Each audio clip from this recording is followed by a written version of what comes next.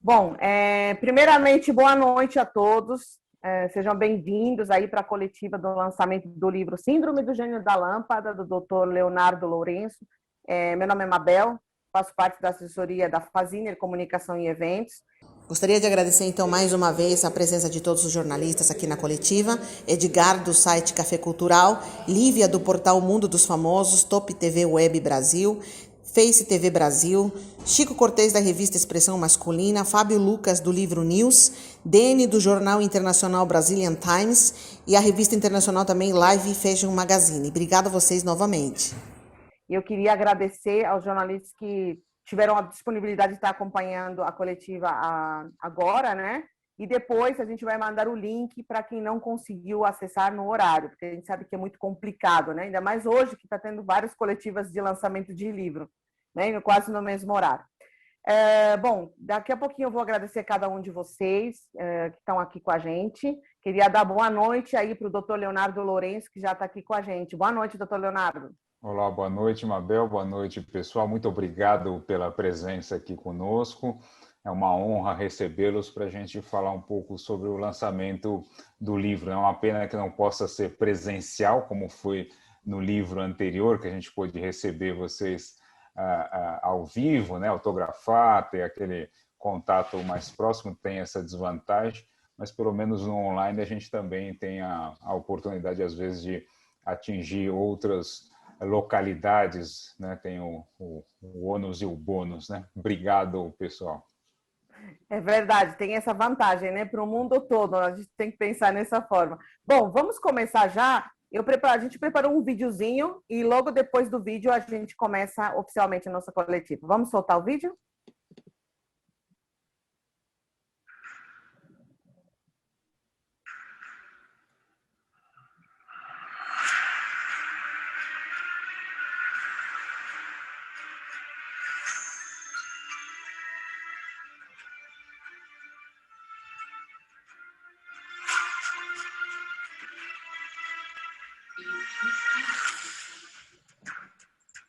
Sua atividade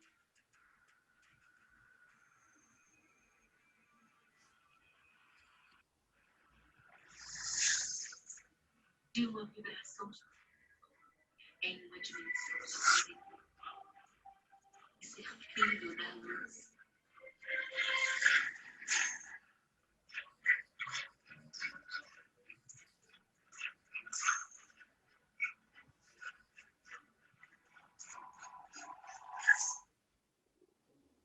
Bom, gente, é um videozinho, eu vou mandar depois para vocês sobre o livro, né? E aí agora quero chamar o Dr. Leonardo Lourenço para falar com a gente. Como ele mesmo falou, para vocês saberem um pouquinho, a gente lançou o primeiro livro que chama Nocívio, que foi antes da pandemia, né, na Livraria Cultura, com muito sucesso, a gente teve um público muito grande lá, ao vivo, mas agora, por conta da pandemia, né, a gente está aqui no online e lançando o segundo livro. A gente está super feliz com isso, né, de estar acompanhando de perto esse sucesso do Dr. Leonardo. Doutor Leonardo, por favor, agora eu gostaria que você falasse com a gente. Obrigado, Mabel. Então, na verdade, a ideia de escrever o livro, ele surgiu de uma conversa bem despretensiosa que eu estava tendo com uma amiga, a Edi. A gente estava conversando sobre a questão de se a gente encontrasse, né, aquela conversa que habitualmente, às vezes, a gente acaba tendo. O que a gente pediria, né, se encontrasse a lâmpada mágica, esfregasse, saísse o gênio da lâmpada, o que a gente pediria, né? Eu já pensei algumas vezes na minha vida se eu faria os 3 pedidos, se eu faria só um, se eu faria um pedido de fortuna, de fama ou de glória, ou se eu pediria a paz mundial, enfim, sempre pensando sobre o que eu faria caso tivesse a oportunidade de encontrar um gênio da lâmpada, né? Mas nessa conversa me caiu uma ficha muito engraçada, que foi a primeira vez que eu pensei em me colocar no lugar do gênio da lâmpada e não do Aladim, né? Eu tenho uma outra amiga, narradora profissional de histórias, a Diana, que ela sempre fala para a gente, olha, presta atenção que a gente sempre, em toda a história, toda a narrativa que a gente lê, contos, fábulas, a gente tem uma tendência de se identificar com um ou outro personagem. Mas a gente tem uma certa dificuldade de se colocar no lugar dos outros personagens. Mas o autor de cada história, ele é sempre uma manifestação de todos os personagens. E quando a gente consegue se colocar no lugar do protagonista, do coadjuvante, do antagonista e de outros personagens, vai enriquecendo a leitura e a interpretação dessas narrativas, né? E foi ali que veio essa ficha. Nossa, eu nunca me coloquei no lugar do gênio da lâmpada, né? E quem é o tal do gênio da lâmpada? Bom, o gênio da lâmpada é um cara que tem todos os poderes do mundo para atender qualquer coisa, atender qualquer solicitação. Só tem um probleminha. Ele é escravo dessa maldição, ele não pode atender os próprios pedidos e fica aprisionado na maldição da lâmpada, podendo resolver o problema de todo mundo, menos o dele mesmo. Então foi ali que veio a ideia de escrever sobre esse assunto e puxar então essa conexão da parte literária com a minha praia, que é a neurociência, né? A questão do cérebro, do comportamento e como isso funciona no cérebro, essa questão de que muitas vezes a gente se coloca nessa posição, né, chamada síndrome do gênio da lâmpada. O que é isso, né? Essa tendência que às vezes a gente tem de um modo de agir semelhante ao gênio da lâmpada, né? Que é essa tendência aí atendendo às expectativas, os anseios e as solicitações de pessoas à nossa volta, achando que a gente tem toda essa capacidade de salvar e resolver os problemas dos outros, mas vai minando a nossa própria liberdade, a nossa própria individualidade, a nossa própria felicidade ao fazer isso, né? É claro que a vida em comunidade, em sociedade, ela requer que a gente também se entregue, se doe às outras pessoas, mas a questão é a que preço que a gente vai fazer isso. Então, o livro ele entra justamente para descrever e narrar essa linha tênue, né? De quanto eu vou ceder para me integrar coletivamente e socialmente, para poder compartilhar o que está ao meu alcance, mas sem sufocar a minha própria liberdade e a minha própria identidade.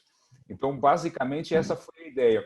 E aí a gente vai, ao longo do livro, então, fazendo essas conexões entre a parte histórica, né, narrativa e literária do gênio da lâmpada, de um lado, e a neurociência do outro. Como é que a gente se mete nessa situação? Por que a gente se mete nessa situação?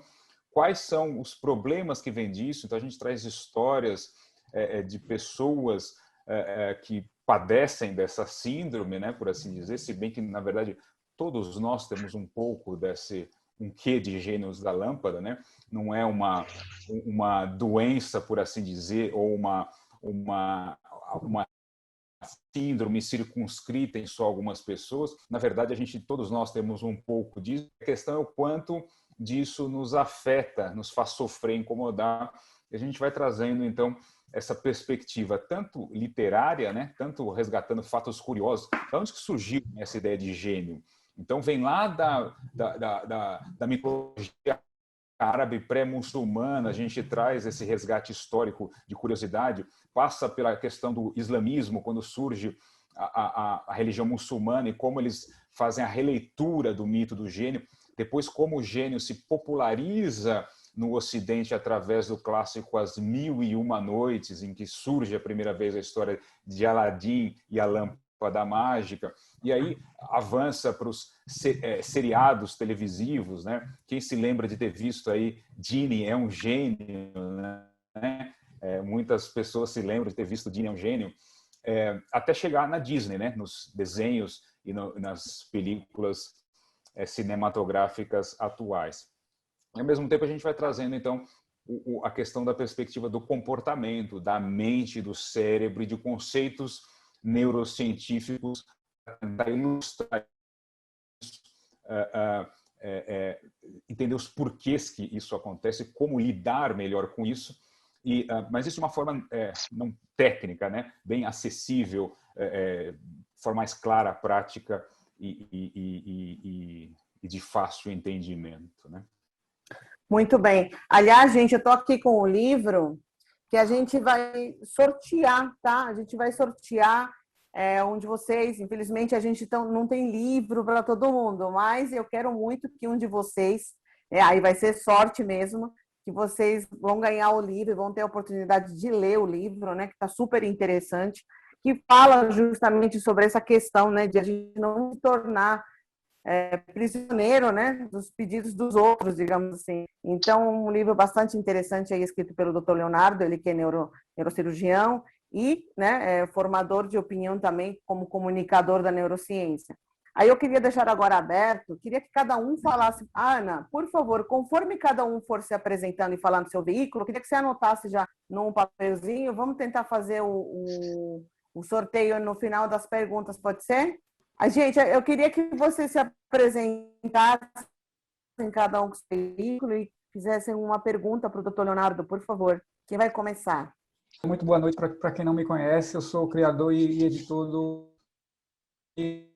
no Instagram, está como Livro News no Insta.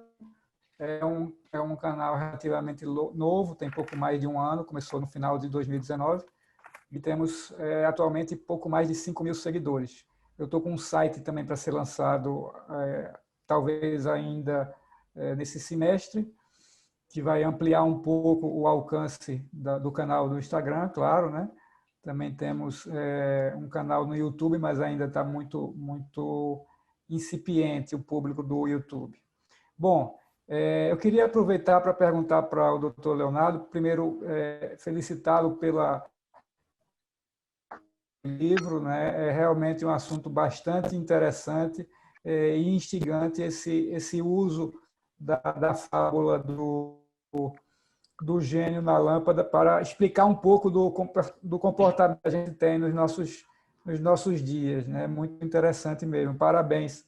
E como a gente tem que falar para todo autor e principalmente para um cientista que se dispõe a escrever, não apenas parabéns, mas também muito obrigado. Cada vez mais a gente precisa agradecer às pessoas que escrevem e compartilham o conhecimento.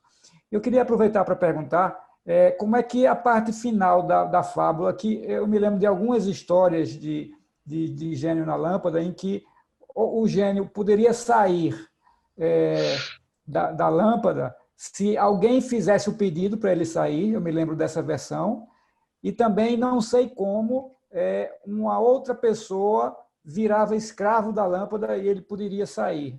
Eu me lembro dessas duas possibilidades. Eu queria saber se essa questão da saída da lâmpada você aborda também no livro ou se não precisou tocar nesse ponto para dar o seu exemplo na narrativa. Só isso. Obrigado.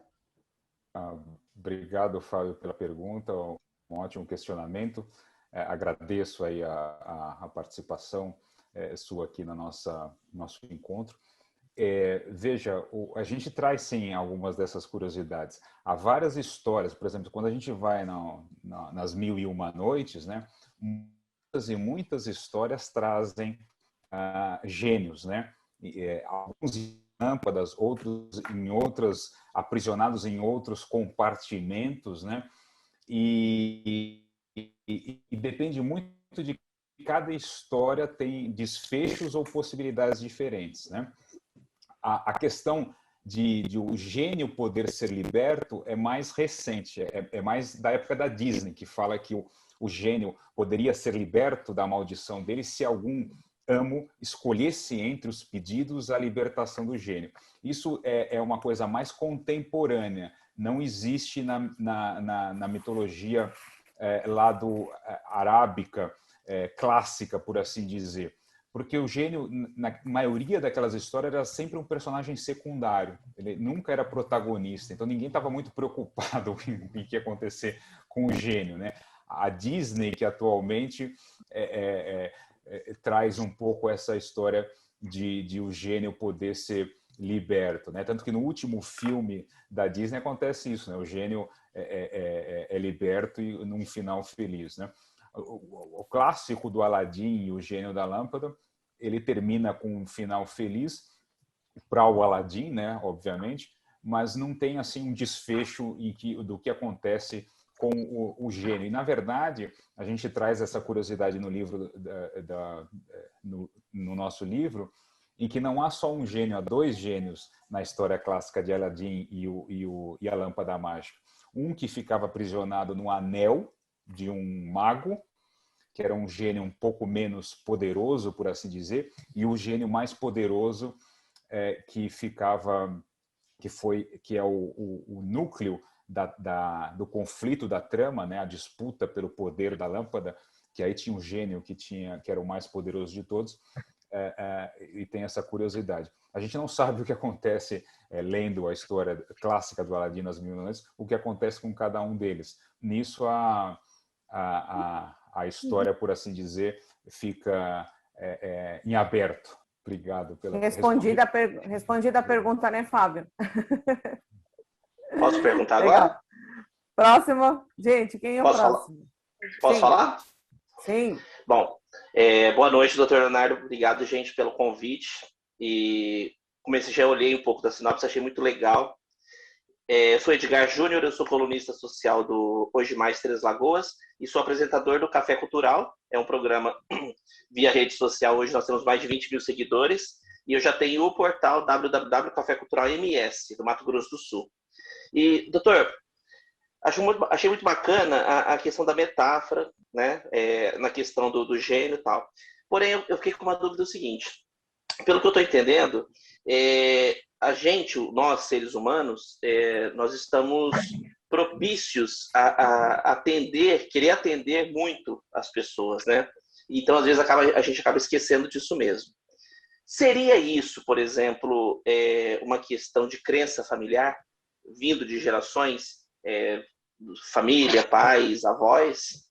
Muito obrigado pela pergunta, Edgar, e parabéns aí pelo crescimento dos veículos que você participa. Muito legal saber disso. E sim e não, viu, Edgar?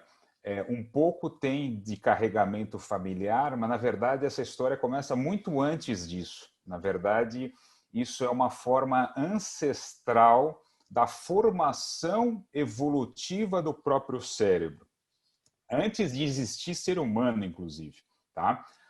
Nos nossos ancestrais primatas e provavelmente antes dos ancestrais primatas, nossos ancestrais mamíferos que vieram antes dos primatas. Então, se a gente pegar um corte histórico no começo da espécie humana Homo sapiens, o que acontecia?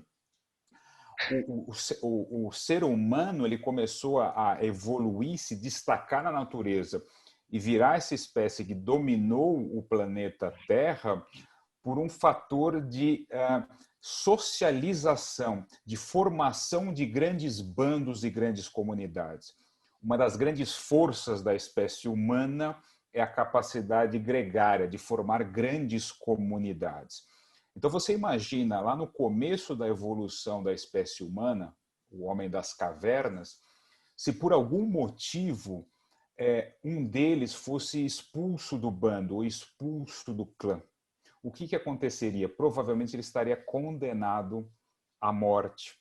O Homo sapiens ele foi evolutivamente constituído para fazer parte de comunidades, de famílias, de clãs, de bandos, de cidades, de sociedades, né? Tanto que a gente forma hoje uma grande civilização global por conta disso. Essa é a seta da história evolucionária do ser humano.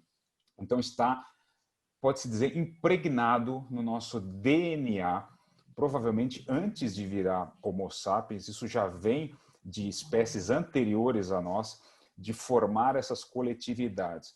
Por quê? Porque aumenta muito a nossa chance de sobrevivência a fazer parte de um grupo. E se a gente não pertence ao grupo, as nossas chances caem muito. Então, este pertencimento, esse fazer parte do bando é fundamental biologicamente. Então, a gente acaba aceitando, às vezes, muita coisa para pertencer, né? Para ter a carteirinha de participação, para ter o crachá de pertencimento ao grupo, né? E aí vem uma das principais raízes históricas disso. Em neurociência, por exemplo, a gente detecta um fenômeno chamado viés de conformidade. O que é viés em neurociência? É um jeito tendencioso de se comportar e de pensar e de agir. O ser humano tem o chamado viés da conformidade, ou seja, ele tende a aceitar de forma muito evidente, exuberante, a opinião, as crenças e as exigências do bando para pertencer, né? Tanto tem pesquisas muito engraçadas que são feitas em neurociência que, por exemplo, a gente pega um voluntário e cria uma cena toda armada e faz perguntas muito fáceis de ser respondidas, como, por exemplo, mostra lá um traço, uma linha que tem mais ou menos 3 centímetros e dá 3 opções. Essa linha é igual a qual? Aí tem uma de 1 centímetro, tem outra que acerta 3 centímetros, outra que é de 5. Nitidamente é muito fácil de responder. Se a pessoa estivesse sozinha, ela ia dar a resposta certa se ela não fosse cega. Mas, como ela está, a gente vai colocando atores que vão dando resposta errada, resposta errada, resposta errada. E a pessoa voluntária começa a aceitar a resposta do grupo por sobre a resposta certa e óbvia. Por quê? Por causa desse viés de conformidade, de ser tão importante esse pertencimento ao grupo e ao bando. E aí a gente vai entrando nessa lâmpada mágica, né? Entrando nessa personagem do gênio da lâmpada, querendo agradar, querendo atender, só que isso muitas vezes sufoca muito das nossas possibilidades. Então, sim, a gente vai aprendendo com a nossa família como agir, isso tem muita influência, mas é uma história muito mais antiga, biologicamente falando, do que só a ancestralidade mais recente. É claro que, dependendo da família em que a gente é criado, isso pode ser reforçado, né? Se a gente tem lá um pai ou uma mãe em que a gente vai aprendendo esse jeito de se comportar de forma bastante assintosa, a tendência é que a gente fique mais e mais assim, né? Se entregando em excesso ao outro, né? Maravilha, obrigado, doutor. Parabéns, viu? Obrigado. Alguém tem mais alguma pergunta? Se não der tempo, gente, para fazer o sorteio, a gente vai fazer o sorteio depois, mas a gente vai gravar, tá? Não vai ter marmelada, não. Tá? Aí eu faço rapidinho. Já tá aqui, é só apertar o sorteio. Vamos para o sorteio, então? Então, vamos lá. Sortear nomes. Foi o Chico Cortez. O Chico Cortez está aqui, eu não tinha visto. Chico, obrigado pela sua presença, jornalista aí da revista masculina, muito bem. Cadê o Chico? Se manifeste, você ganhou. Vou contar até Chico, 5. tá aí? Se não responder, a gente faz. Chico, você tá aí? Responde. Eu tô, mas eu não consigo. Aí ele Eu respondeu. tô, mas não tô conseguindo falar. Agora cheguei. Teu microfone eu acho que não estava ativado. aqui. Ativou. Muito bem. Que bom, parabéns, viu, Ele tá com Chico? algum problema. Parabéns por ganhar aí o Obrigado. livro. Obrigado. E tem- Aliás, o último livro dele eu também li e é muito divertido, é muito bom. Muito Sim, bom. Prazer. você esteve com a gente, né, no lançamento do livro, né? Estive. Muito bem. Obrigada, viu, por prestigiar hoje a nossa coletiva. E a gente vai mandar o link para quem não conseguiu estar com a gente aqui hoje. Queria muito agradecer cada um de vocês, né? E eu vou mandar depois para vocês também um linkzinho, enfim. E tem alguns que já publicaram. Queria muito agradecer também pelas publicações e a divulgação. Doutor Leonardo, queria passar a palavra para que encerrássemos. Sim, eu agradeço enormemente. Aí estou vendo aqui, são 4 minutos, né? Então, para encerrar, muito obrigado pela presença de todas. Então, basicamente, essa ideia, né? O livro vai trazendo tanto a parte histórica do mito quanto essa parte neurocientífica para a gente não, às vezes, cair em ciladas desnecessárias. Uma vez me perguntaram, mas não é bom ser altruísta, não é bom ter compaixão, não é bom ajudar o outro. Sim, é ótimo, é maravilhoso, é espetacular. Esse é o caminho da nossa evolução e nosso desenvolvimento humano. O problema é quando a gente faz uma entrega, uma doação compulsiva, obsessiva, sem escolha própria, né? Quando a gente doa sem saber por que está fazendo, de uma forma compulsiva e obsessiva, por motivos inconscientes que a gente nem entende o porquê e acaba se enrolando nisso. Então, às vezes, é muito mais valoroso 1 centavo entregue por livre escolha do que 1 milhão dado compulsivamente. Para efeito do doador, do cérebro, é muito mais importante a liberdade, o símbolo com que eu carrego, o ato de entrega, do que propriamente o que é feito, né? Então, se a gente cai nessa cilada automática, e é isso que o livro procura trazer, como a gente vai saindo aos poucos dessas compulsões, dessa mania de querer agradar, atender os outros, atender as expectativas dos outros, né, para não cair nesses papéis que às vezes são muito sufocantes e claustrofóbicos. Então, essa é a ideia do livro. Agradeço enormemente a presença de vocês. Muito obrigado pela participação. Obrigado, Mabel. Obrigado a todos vocês.